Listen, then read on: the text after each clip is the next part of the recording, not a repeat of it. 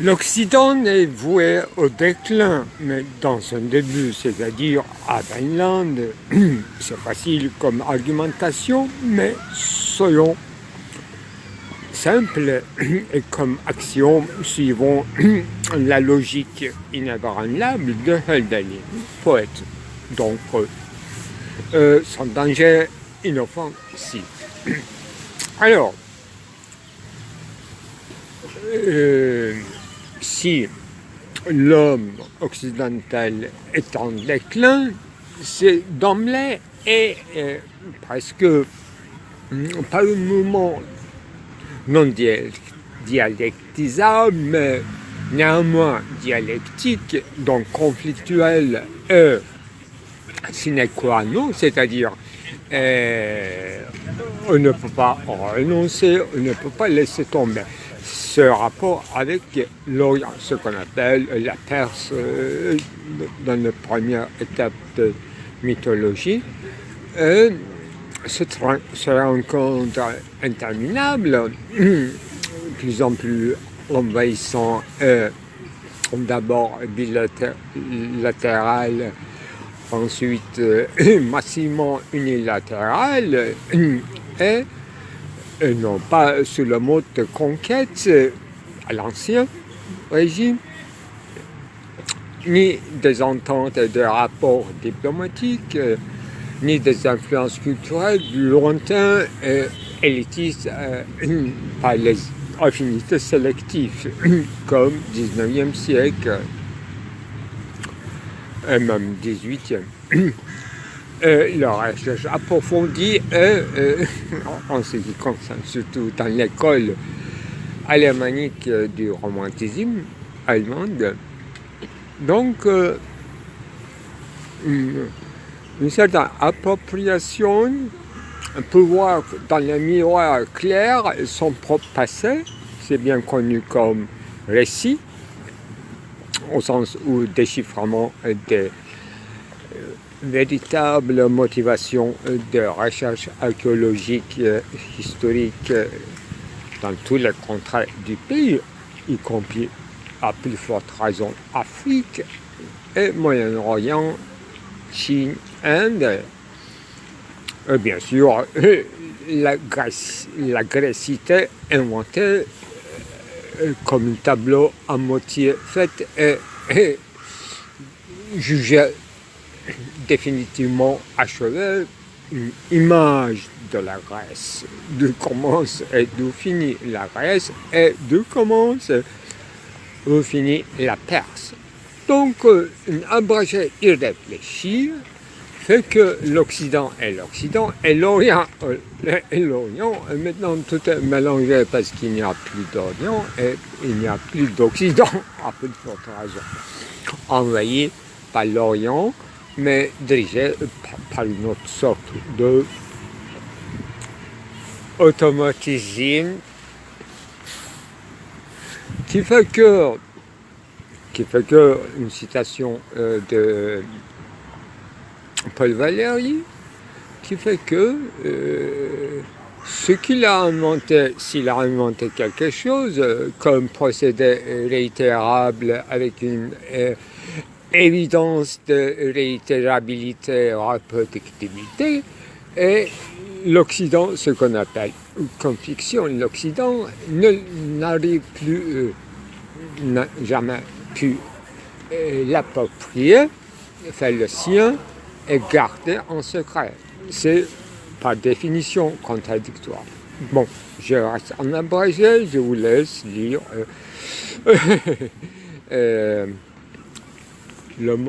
considération sur le monde actuel de Paul Valéry. Donc, ce qui est un peu repris, repensé par Edmond Husserl, mais inachevé en conséquence, parce qu'il avait une préjugé en ce qui concerne les mythes, les légendes et la chose littéraire, donc à la différence de ses idéalités. Et comme on dit, qu'on ne peut pas empêcher le prendre.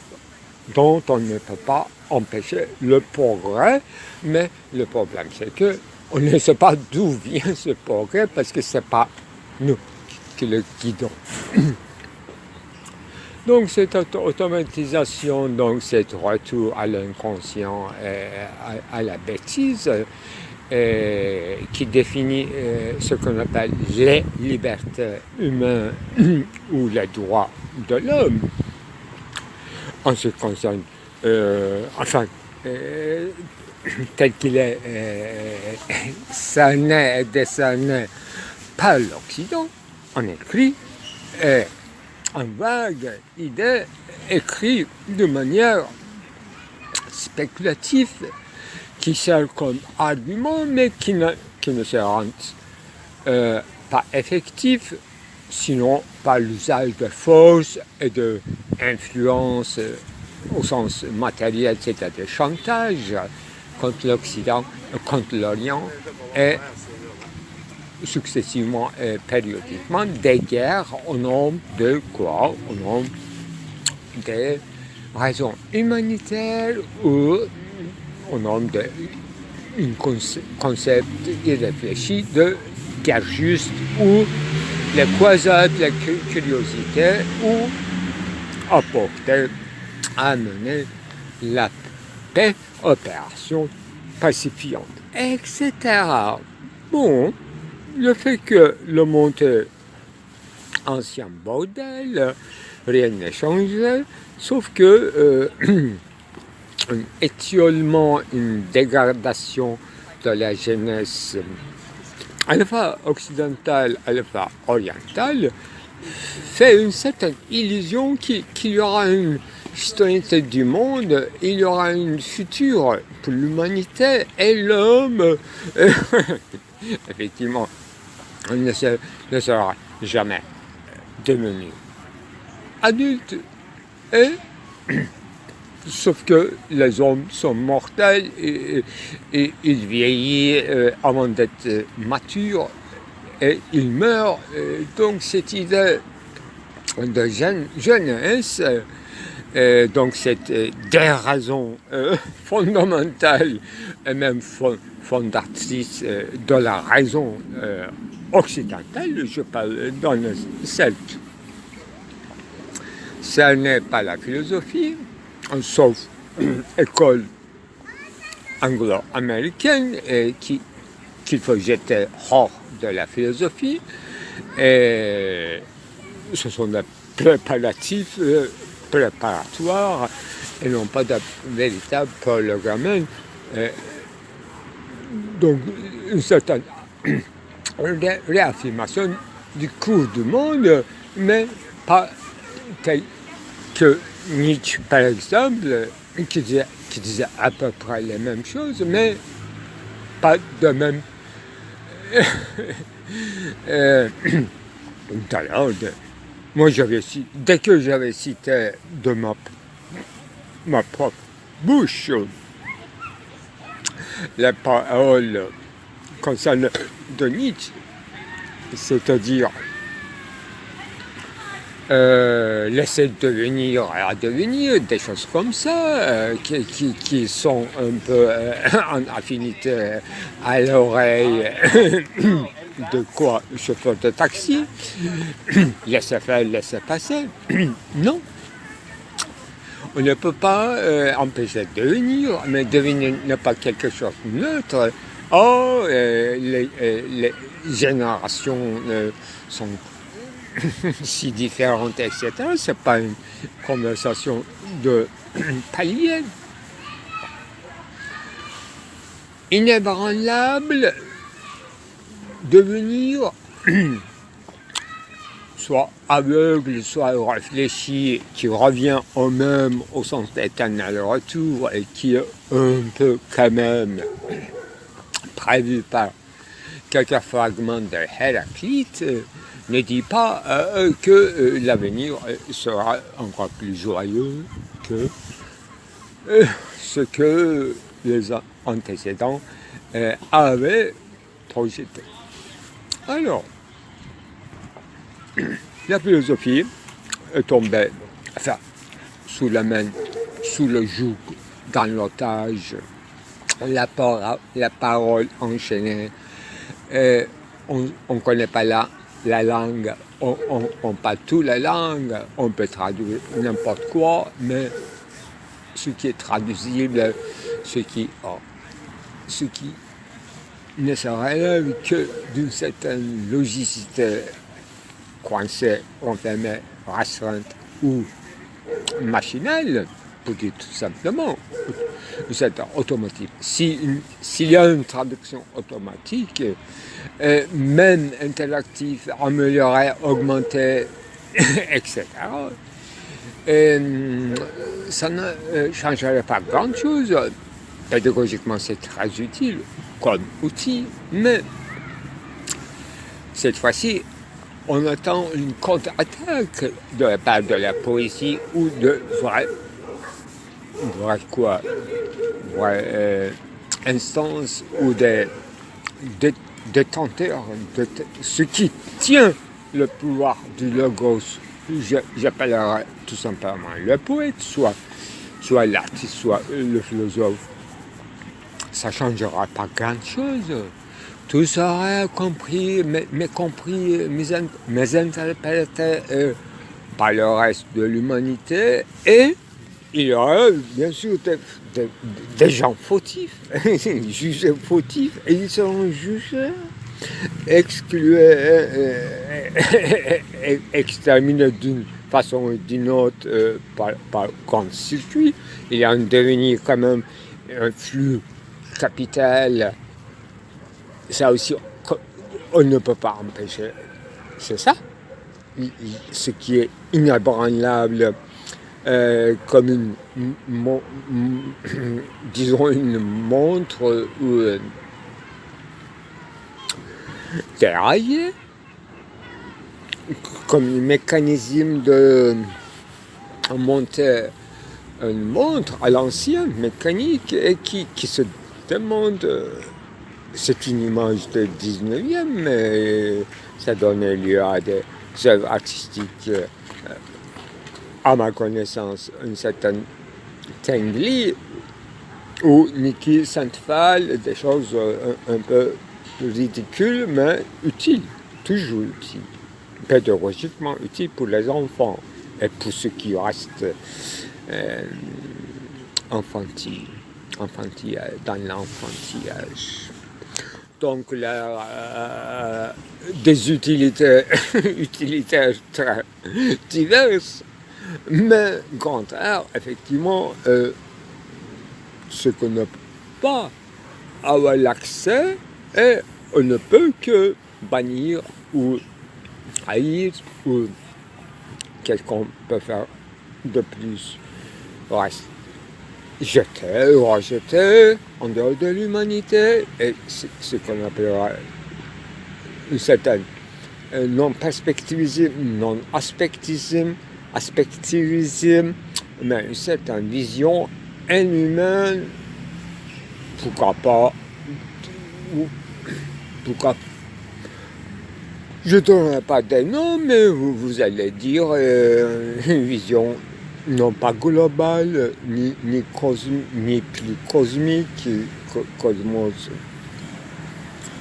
c'est comme Cosimo, un personnage de Shakespeare, ou voilà, Sophocle, n'importe quoi. Et, comme la plupart des noms soit des planètes, soit des corps astrales, nous ne vivons que dans un monde, au sens cosmologique du terme, imaginaire.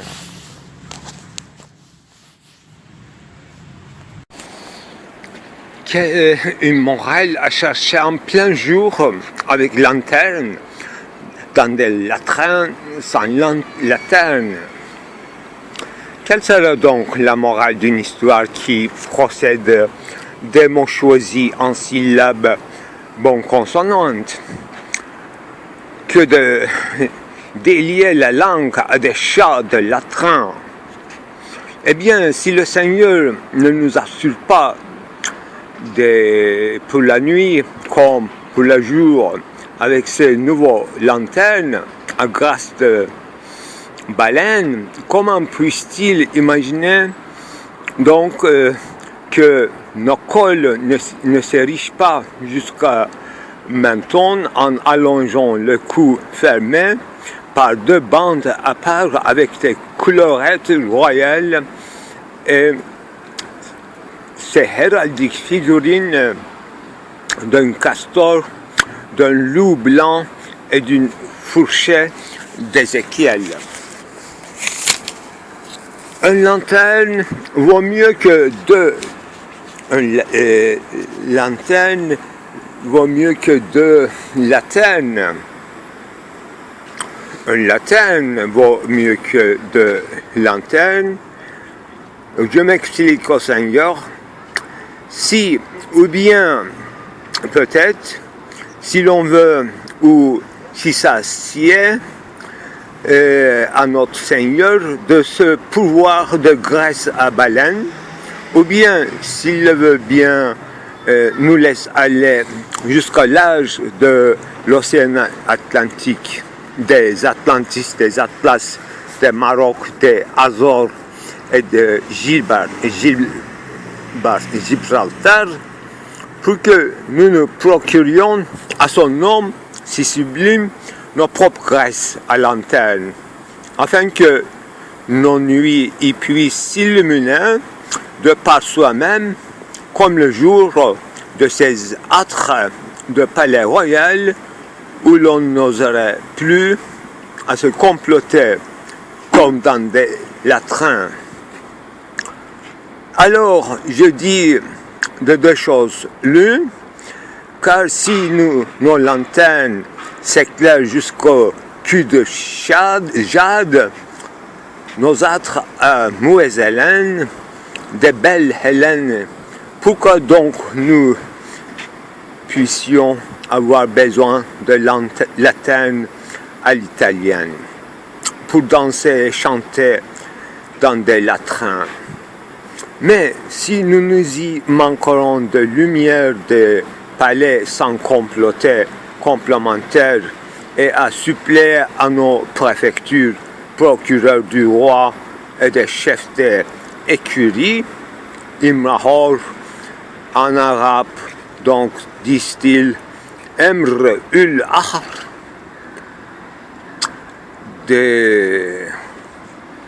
ça veut dire que des temps ahir, eschaton, escathédra, etc.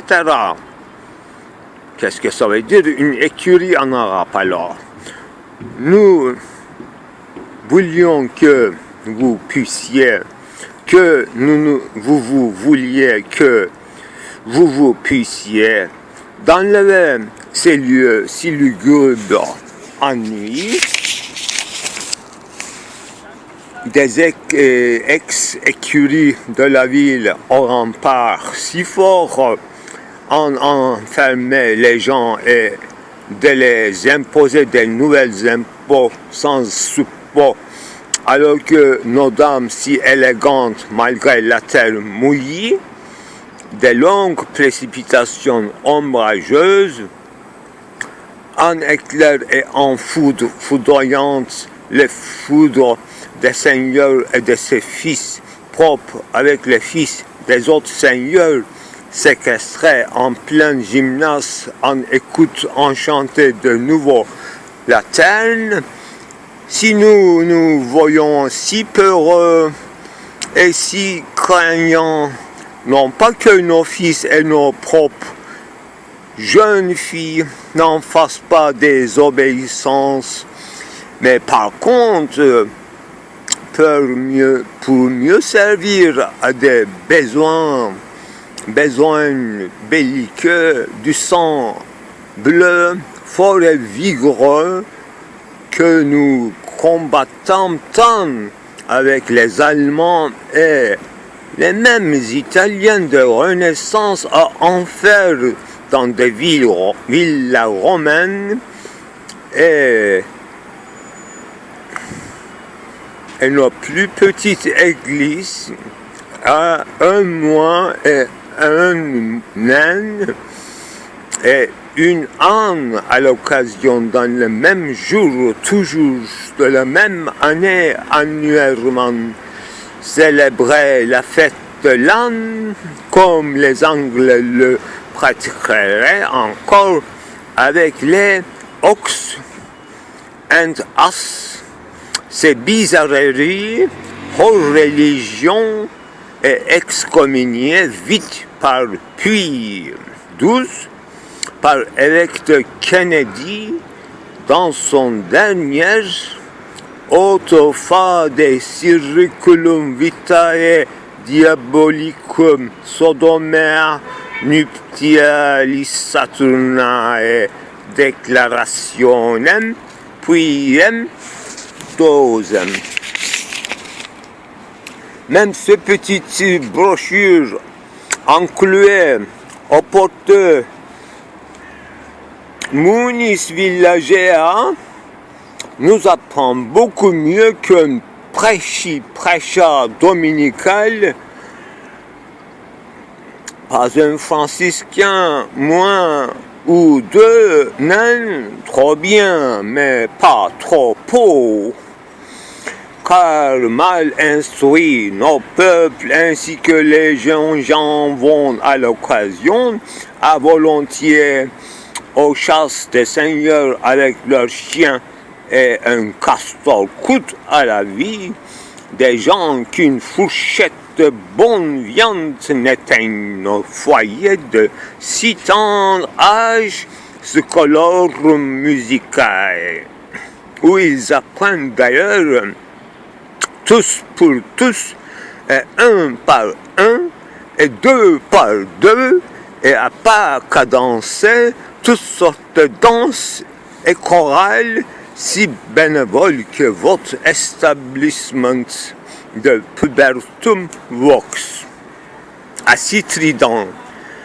qu'un bon ensemble réuni mixte de l'enfante angelicum avec Madre Puto, avec Padre Pedestarai, Perennitas Verborum Vorace, Thoraxeum appetitus humano diligente digitalis corporeum facticitas communicarum in re magere.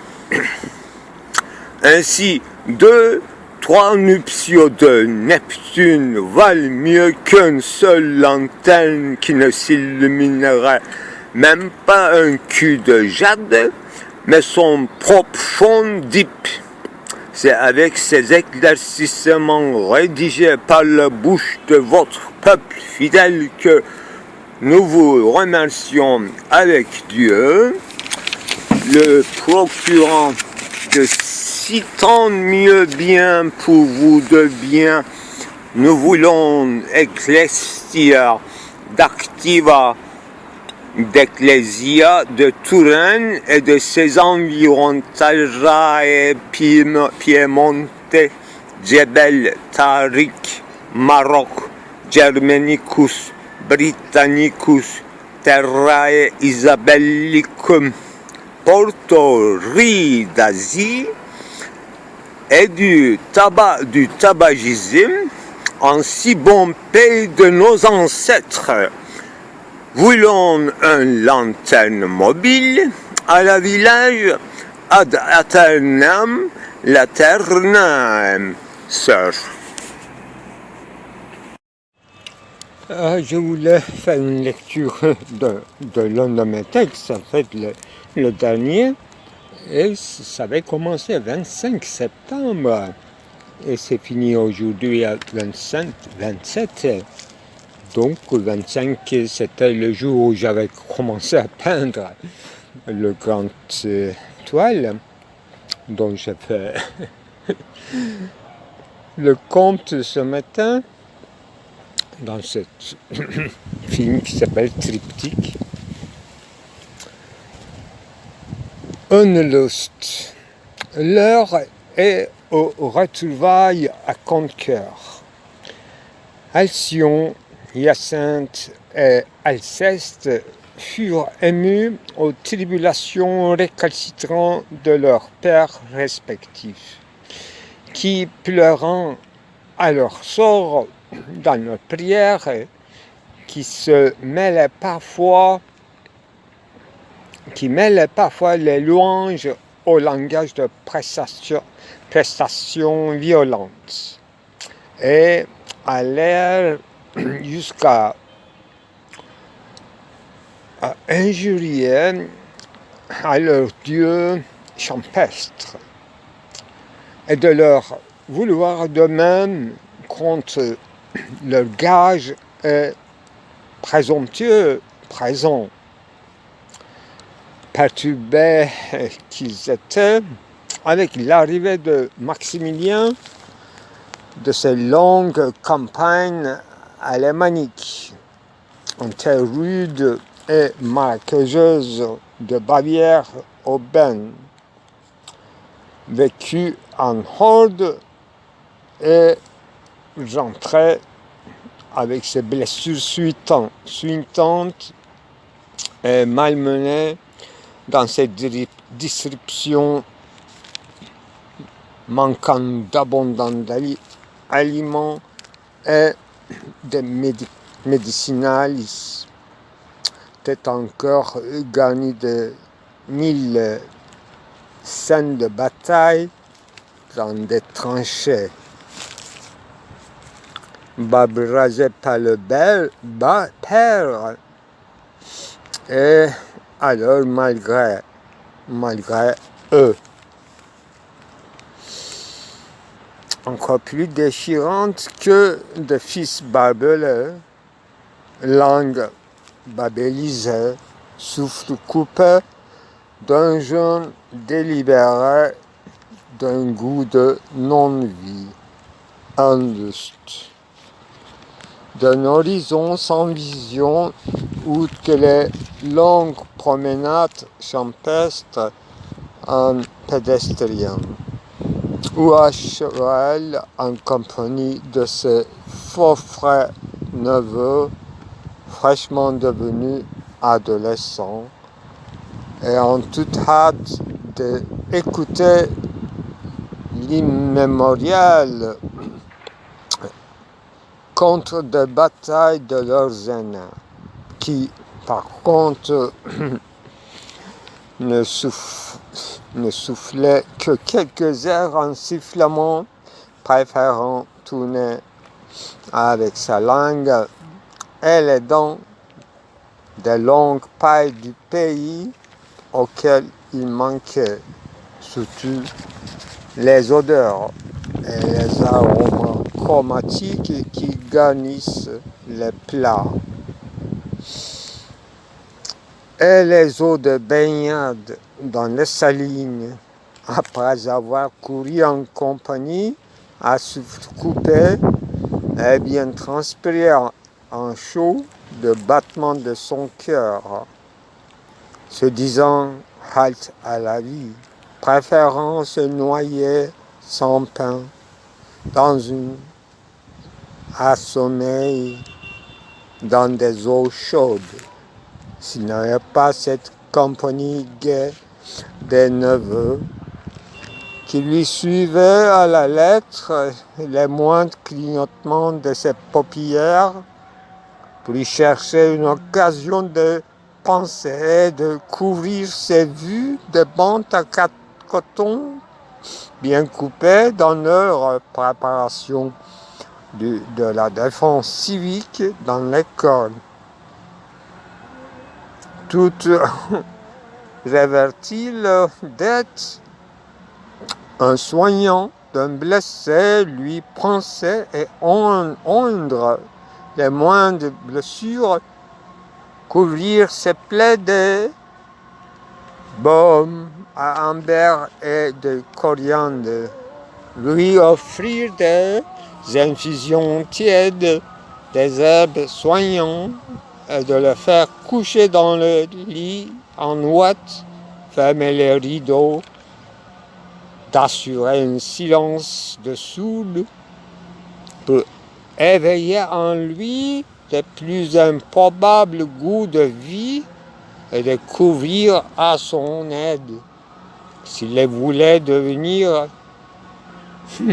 frères loyaux et ne s'acquittait plus d'être en communion, toujours des soldats inconnus, et se réveille la nuit pour se communier en paix des airs et de baies.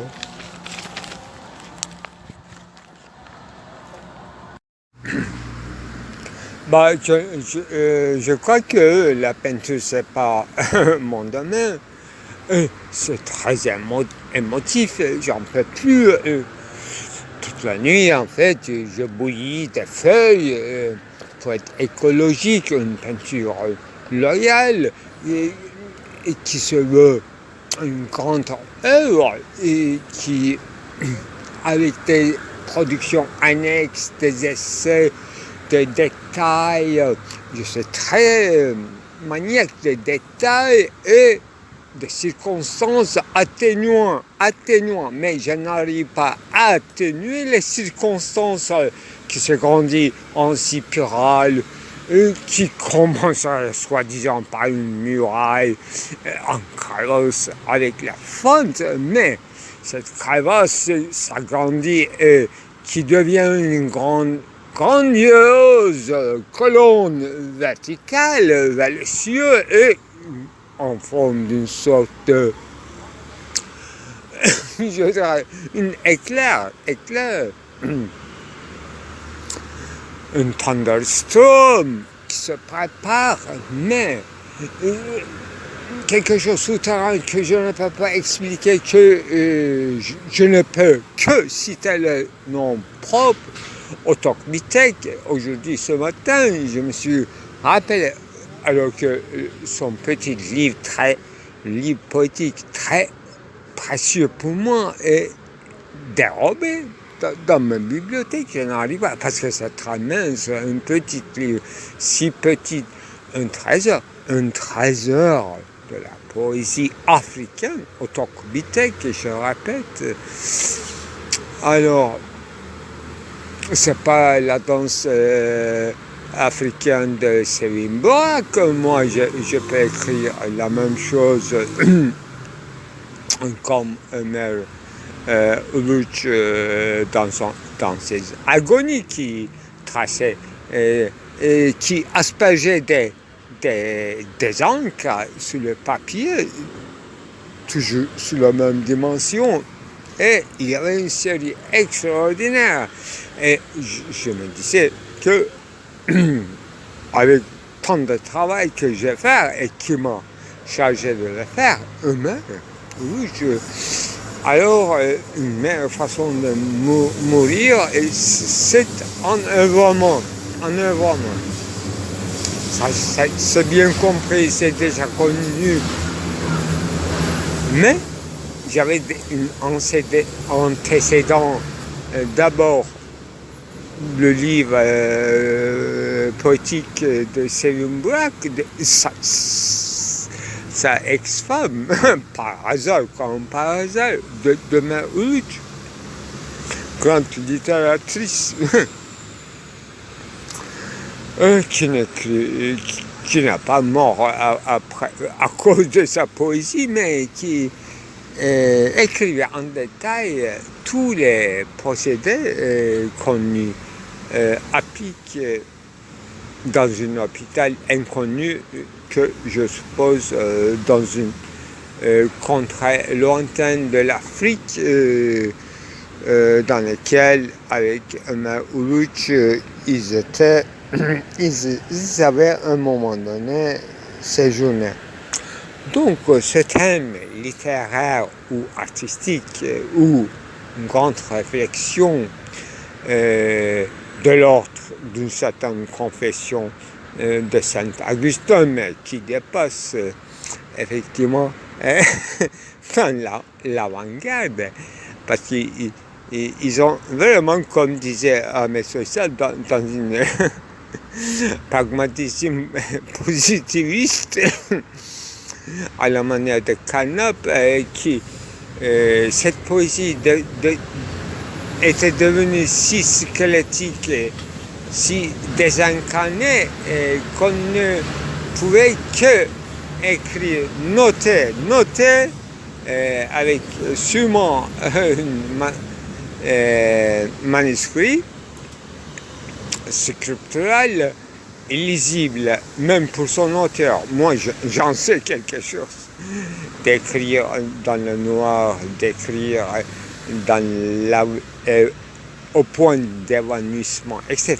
Moi, je me disais qu'en tant qu'intellectuel vivant, ayant des capacités, des facultés, un certain bagage littéraire un peu philosophique, je devrais quand même consacrer un moment de ma vie à écrire un petit article quand même introductif, une pensée.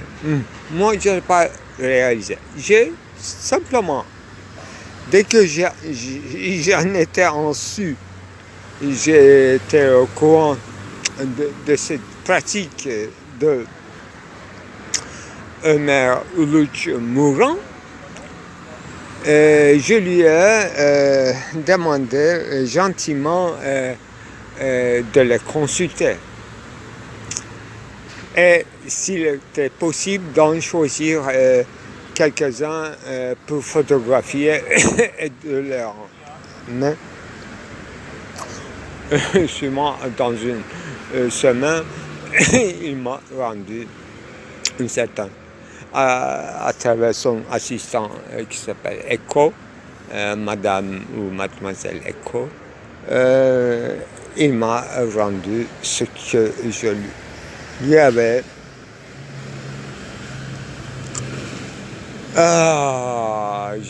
voilà, le mot me manque. Non pas demandé, non pas exigé, non pas. Oui, le mot manque.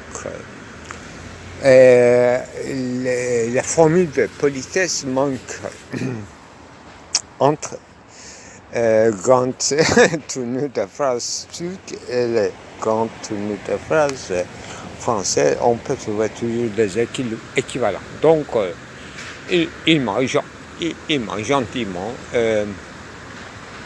transmis à travers son secrétaire, assistant ou n'importe quoi, qui s'appelle Madame ou Mademoiselle Echo, un certain nombre de photographies de ses écritures en forme de dessin noir et blanc à l'encre noire. Pendant que j'écrivais sur ses œuvres comme une rétrospective avant qu'il soit mort. J'imaginais qu'il serait un post-mortem, une exposition post-mortem. Il a envisagé plusieurs expositions en même temps, comme une opéra gesamtkulturelle, mais le côté de Belle-Abbaye, le palais de Belle-Abbaye, cette version, donc, ça devait être troisième version, ça devait être annulé. Et il est mort après avoir participé à sa grande rétrospective sur la rue d'Istiklal à travers par le biais ou je ne sais quoi, quelle assistance d'une banque un peu suspecte qu'on appelle Yapı Banque C. Et mon article aussi, il était publié là-bas. Mais mon propos, loin de là, c'est comment dans l'agonie on produit encore plus, d'autant plus fort qu'il y a une douleur physique. On laisse à côté les douleurs spirituelles et on transcrit la douleur avec les mots impropres, mais la douleur là, et on capte la douleur, on sent qu'il y a une transcription extrêmement détournée de la douleur, souffrance humaine, sûrement physique, accompagnée encore des tourments innommables de psyché. J'en sais rien. Moi, je ne peux connaître que moi, comme Descartes. Moi, je suis l'âne intraitable de Buridan. Une âne de nouvel âge en sortant de Moyen-Âge. Une âne, belle âne, une ox en anglais. Et une as. C'est une petite anecdote, sûrement Scotch, Écosse ou Irlandais, les Anglais ne peuvent pas se raconter de cette façon. Bon, soyons sérieux. Alors, comme tout le monde, invariablement de l'âge, tout homme est mourant, est en train de mourir, et moi aussi, à plus forte raison que j'ai pris l'âge et je tousse, donc je vais mourir. Voilà une déduction. Alors, sa production, est-ce que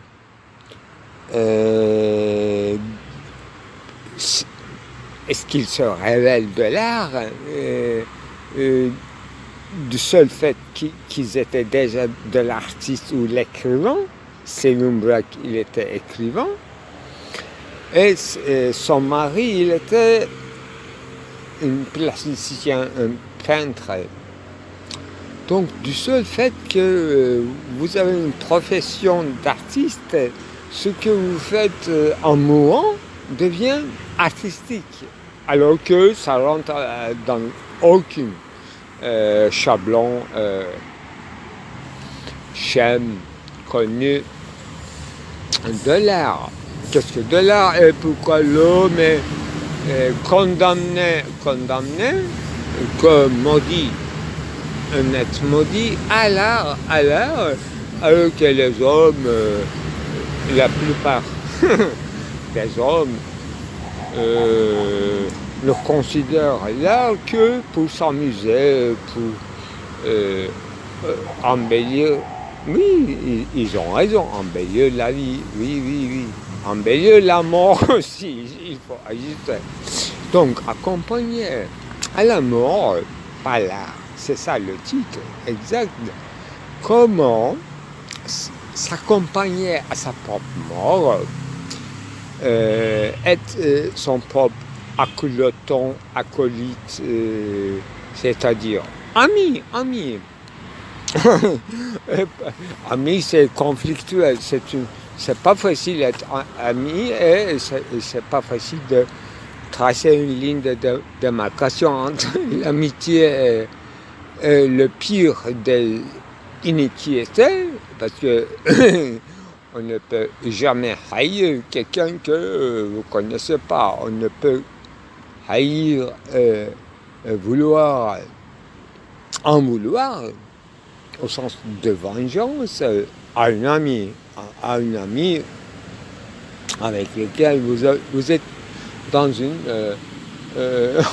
quel chemin, une quadrificum ou un détournement de chemin ou une aspectisme, c'est-à-dire une manière de voir qui ne se correspond plus à une temporalité qui se temporte de la même façon, et ni que l'espace s'occupe et trouve des positionnements même antithétiques. Oui, c'est ça, l'amitié devrait être antithétique, je ne dis pas anti. Je souligne, voilà, il peut y avoir des amitiés un peu lointaines, ce qu'on appelle une secte d'amitié élargie. Ça, là, la dialectique fonctionne. Ce sont des connaissances finalement. Ils ne sont pas des vrais amis, des rivaux. C'est la chose politique, reste publicum. Mais une amitié qui se détourne, voilà une véritable ratio essendi, ratio à plus forte raison cognoscendi de toutes sortes d'iniquités,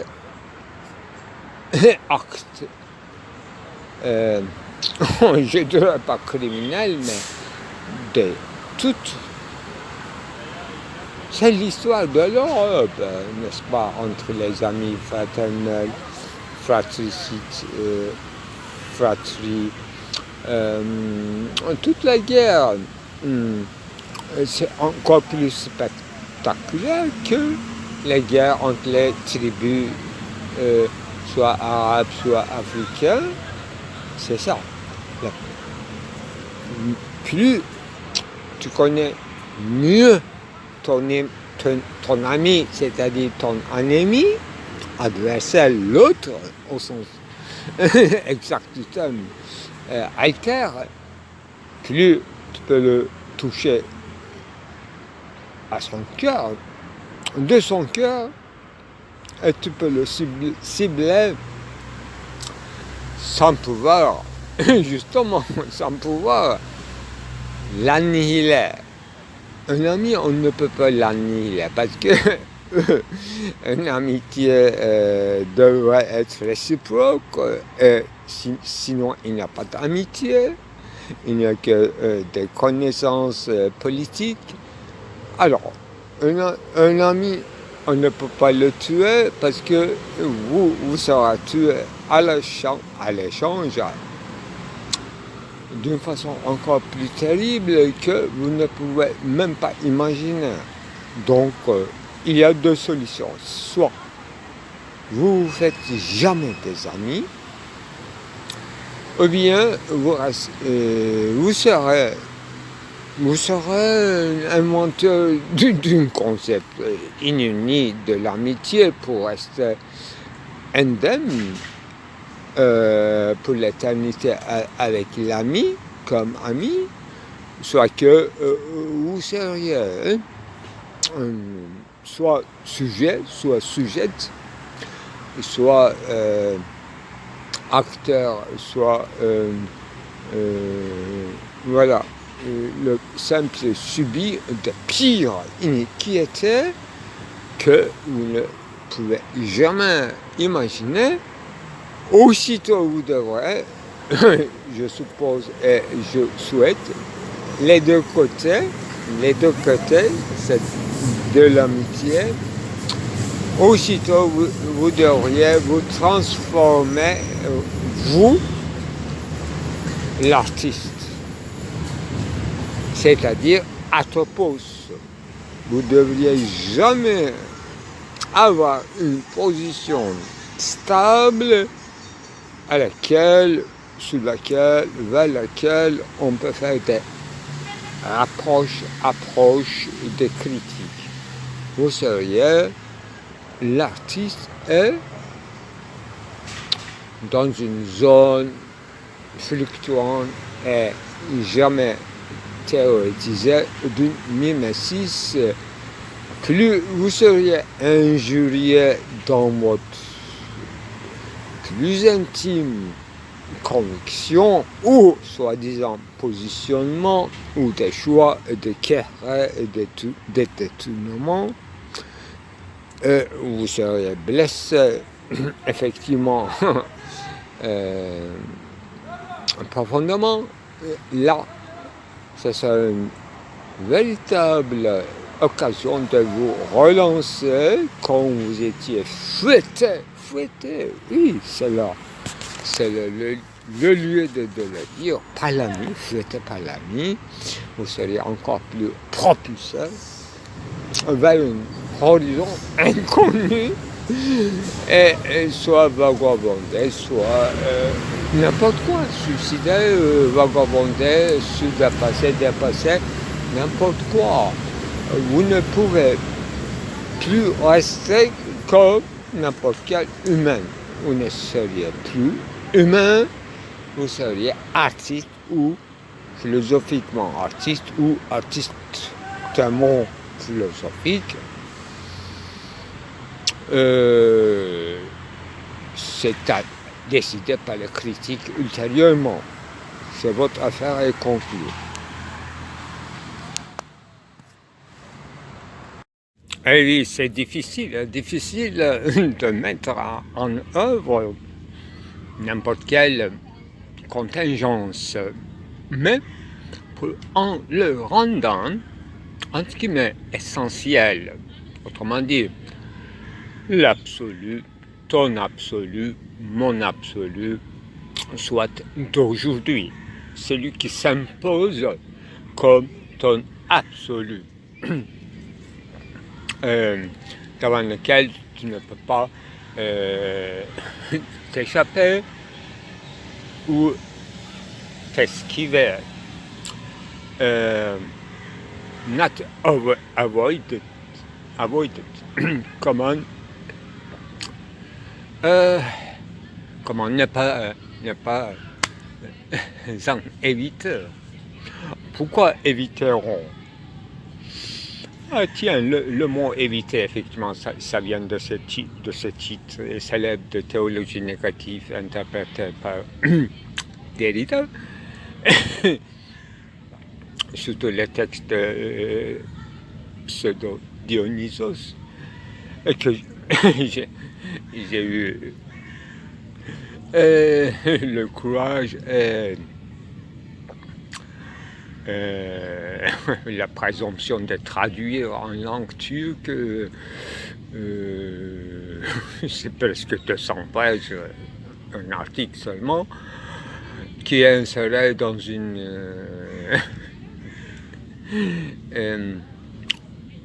sur une demande de la part de Apiagut, non? Attendez. Oui, Alpiagel, je crois. Donc c'est publié dans un ensemble de textes choisis concernant le rapport de la philosophie et de la religion. Alors, évitez, avoid, dans ce contexte-là qui s'imposait à moi, mais tout à l'heure, en disant évitement, peut-être que l'adverbe n'existe pas ou le substantif en français, mais pourquoi pas évitement. Et j'avais inventé dans les années parisiennes, avec Audi Saban, on était dans un acharnement total dans sa maison. Alors on voulait faire absolument un happening, une sorte de performance qui n'a jamais réalisé, mais je notais, j'ai plein de notes et des exquises et j'ai partagé avec elle. Elle avait bien sûr une passé de performance, painting, acte, comme acte, speech act, il faisait une painting act devant le public. Donc j'ai vu les photos, je n'ai pas vu en vrac. D'ailleurs, notre lieu de rencontre était un grand, énorme squat avec les étages labyrinthiques, là où on exposait des choses extraordinaires. Notre première rencontre était là. Ou bien qu'elle m'avait invité à cette ouverture d'exposition parce que j'avais déjà un contact, un tiers intermédiaire, bien que je ne le connaissais pas, Audi Saban, peintresse parisienne d'origine d'Istanbul et de juifs, etc. Donc Simone Telvy, qui était mon point de contact à Paris, c'est probablement Simone Telvy qui m'a orienté vers Audi Saban, et Audi Saban a planifié un certain rendez-vous dans une squat, parce que je suis sûr que je l'ai vu pour la première fois. Donc c'était un début d'une grande amitié, un cheminement artistique très fertile, fructueux. Pour moi, j'espère que pour elle aussi. Elle était déjà connue, elle avait pris un chemin, plusieurs chemins, surtout à mon avis. La cloche ou clochard, enfin c'est l'envers de clochard, c'est la cloche dont elle faisait partie, et c'est ça qui m'attirait, etc. Mon sujet, c'était pas ça. Le mot évitement vient de ce contexte-là, donc c'est de ce projet de performance avec Audi Saban. Ça existe en mes notes. Peut-être que c'est une traduction du mot turc, une mauvaise traduction, une certaine Zatzung. Mais c'est intéressant de le rappeler parce qu'il s'agissait presque une séance d'exorcisme. Oui, ni plus ni moins, bien sûr, dans toute fictivité d'une délimitation artistique, soit en transe ou pas. Moi, j'étais très sobre, je ne buvais presque pas. Je ne fumais presque pas, ou bien c'était mes débuts, voilà, les années, exactement, 86, c'est ça.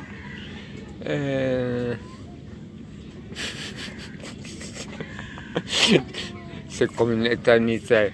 Donc, c'est bien que dans ce chemin que je me préoccupe uniquement des arts plastiques en tout genre, et je suis en pleine production jusqu'au petit matin. En plus, à côté de ça, il y a une histoire de sorcellerie ou alchimie. J'extrais des essences, des substances, des plantes sans toucher aux animaux, etc. Là, je me transforme, ou bien je retourne à mon enfance, c'est-à-dire les âges de 13-14 ans. Là, j'étais un alchimiste, disons, entre guillemets, poêle. Là, donc, mes expérimentations à la maison d'incandescence, voilà, les fours. Donc, à grande température, changement de pierre ou de restes de charbon, ce qu'on appelait tache quemeureux. Là, quand on brûlait, même il devenait, au lieu d'une cendre en poudre, ça devenait de gros morceaux métalliques. Donc, comment on dit, voilà, en fusion. Donc solidifié encore, et qui devenait des statues métalliques qui représentaient un peu, de par sa nature, nos terres inhabitables sous cette couleur. Là, c'était ma passion. Effectivement, j'analysais d'une manière scientifique quel était le composant de cette matière. Est-ce qu'il y avait du fer? Oui, j'en suis sûr. Il y avait des calcaires aussi. Donc c'était une sorte issue des restes des boiseries, des plantes et de minéraux fondu, justement le mot fondu, refondu. Tout est fondu et refondu dans notre terre. C'est un recyclage total. Donc l'art devrait prendre en part. Donc le mot évitement, c'est donc une séance d'exorcisme, entre guillemets. Par exemple, dans le folklore soi-disant musulman des Turcs, il y a une coutume selon laquelle si un enfant, par exemple moi, s'il était jugé par sa famille qu'il est sous les mauvaises influences des êtres surnaturels qu'on appelle djinns.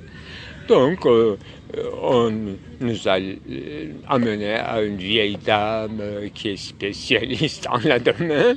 Et tout simplement, on mettait une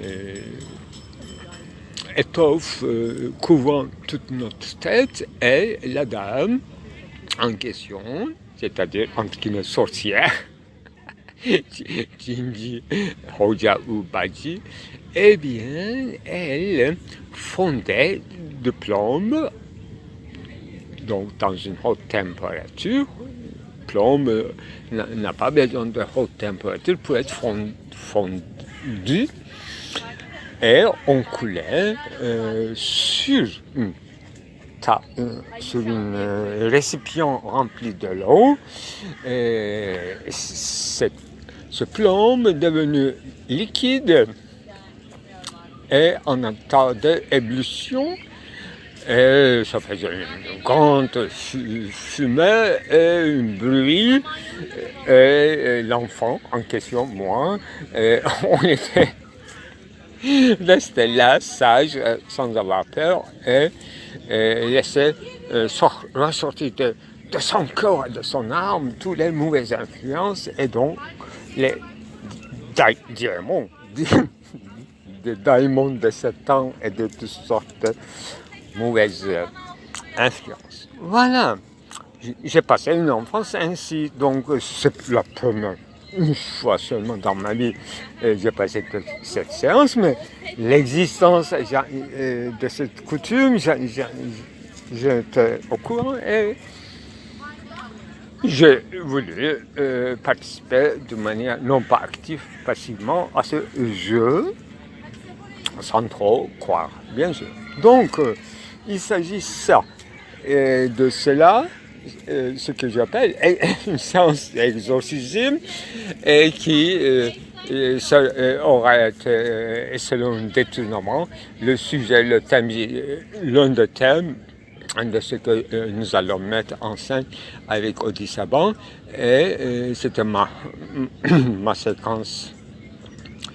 Voilà, on était sûr de choquer le public occidental avec nos séances de sorcellerie. Et on a, enfin moi, c'était mes premières années à Paris, donc j'ai appris vite que ce n'était pas une chose si inconnue que cela, la magie à Paris. Il y avait beaucoup de magiciens africains qui qui publiaient des petites annonces dans les petits journaux. Et ils proposaient leurs services aux Parisiens. Voilà. Je n'ai jamais eu contact avec ces personnages africains, et donc je ne suis pas africain, mais donc il y a une veine africain à moi aussi. Je ne crois pas au djinn, mais je crois qu'il y a des choses comme concours de circonstances atténuantes. Voilà, là on était resté. Eh oui, mes enfants. Donc, évitement, c'est ça. Éviter les mauvaises influences. Faire de sorte que on soit évité, on soit négligé par les mauvaises influences qui exerceraient sur notre vie. Là, Gilles Deleuze disait d'une manière beaucoup plus raffinée que, de fait, c'est une sorte d'injonction deleuzienne, faire de sorte que, agir de sorte que dans une journée, ta journée ne soit pas l'une de ces journées qui s'écoulent l'un sur les autres, mais chaque journée soit érigée comme un monument. Voilà l'éclat, voilà le cheminement que j'essaie de suivre, surtout comme ces dernières semaines et des mois, je suis dans un éclat, je traverse une Samaniolu, voilà, une voie lactée sur laquelle j'ai tant spéculé dans mon quoi, sûrement dans mon œuvre intitulée 1001 nœuds, sûrement, donc voie lactée, surtout lactée à partir de Jeunet et Glas de Jacques Derrida. Était l'un de mes pistes à suivre, cette logos hypermétricos de lactée, du lait, qui venait simplement d'un verre d'adolescence de Jacques Derrida. Je me demande si je me souviens de verre exact, il n'y a qu'un seul verre. Oh, glue de l'étang, mot de... Attends, c'était pas ça. Glue de l'étang.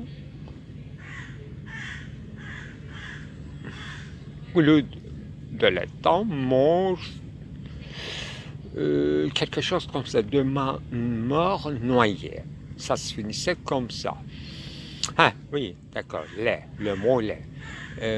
Glue de l'étang, lait de ma mort noyée. Voilà, il y a du lait, il y a la glue, c'est-à-dire une certaine mise en disposition d'un piège, d'une scène de chasse, et il y a un élément de l'eau, donc il y a une pêche, il y a en vue, il y a un poisson.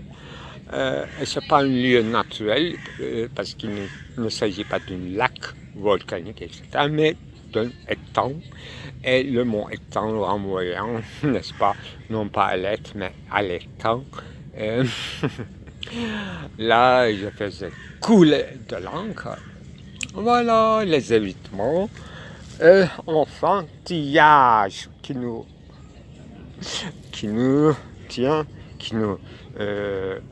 conserve dans notre jeunesse, qui nous préserve de plein de mauvaises influences. C'est ça nos événements-là, une certaine intensification de la vie, une certaine condensation de la vie, être dans un cheminement labyrinthique et pour ne pas tomber dans les pièges de l'identité antique. Et on construit notre lac artificiel, notre étang dans lequel nous nous noyons, c'est-à-dire une certaine petite mort près de l'orgasme ou d'une exaltation, une petite mort au sens sublime du terme de Kant, c'est-à-dire arrêt de force vitale.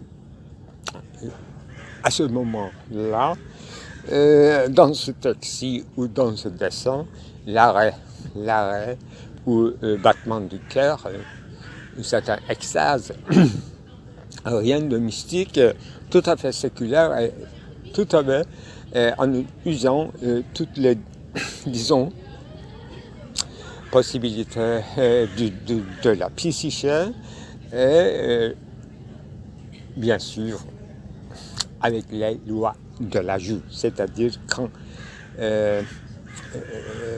là où le jour nous impose, selon ses distributions des hasards, bien que c'est nous que nous traçons notre cheminement dans la journée, mais il y a tellement de petites bifurcations, ornementations dans ce trajet journalier que plein de surprises qui m'enchantent et je ramasse donc plein de matériaux pour en faire une petite lettre lettre quoi, doléance, lettre disons doléance pour conclure la journée, pour dire que cette journée n'était pas vide de sens, mais plein. Le mot vide plein, eine Siedlung, eine Bindung, l'abstraction, une ligne barbare vont ensemble sans bien sûr exclure toute figuration, c'est-à-dire disons une Bildung, non pas uniquement une Bildungskraft, mais une bildende, c'est-à-dire une force bildende, c'est-à-dire une force, une capacité, une faculté, figuration au sens où créer des images, soit littéraires, textuelles, soit de la même chose. D'une autre façon, dans le monde d'enchaînement des images qui nous réserve plein de surprises, bien que ça sort de nous, bien que ça a été sorti de nous, ça retombe comme surprise sur nous. C'est comme la loi morale qui nous fait émouvoir et nous sommes émus comme une déclin du jour, un coucher du soleil, un dispositif très rudimentaire qui est fait à la manière des enfants, jeux d'enfants, entre amis, donc conjoncturel, avec un jeu de mettons que ceci et cela, mettons que moi je suis ta mère, mettons que tu es mon fils, viens ici, voilà. Ce qu'on appelle en truc le jeu de evcilik, c'est-à-dire ménage, le jeu de ménage, comme on dit. Voilà, menu-ménage,